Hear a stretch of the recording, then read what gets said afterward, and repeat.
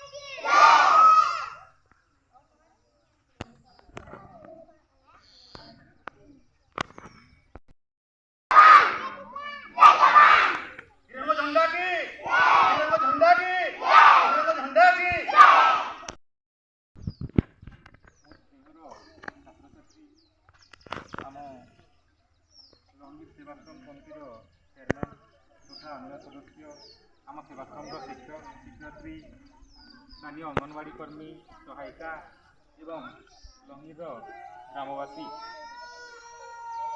आज 78तम स्वाधीनता दिवस पालन अवसर में आम समस्ते तिरंगा झंडा तले एकत्रित होइछु।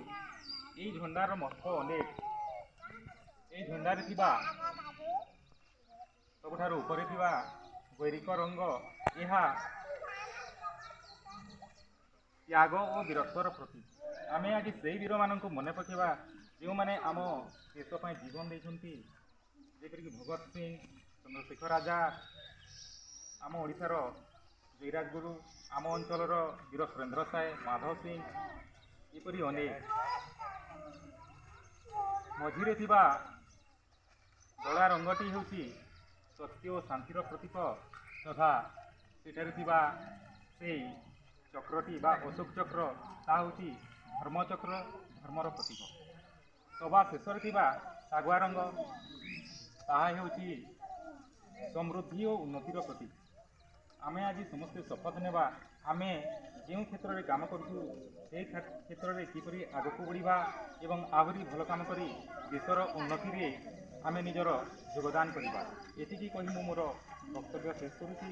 वर्तमान मु अनुरोध करुच्ची आम सेवाश्रम अन्यतम शिक्षक श्रीयुक्त देहुरी सार को से आम मान उद्देश्य विपद कह।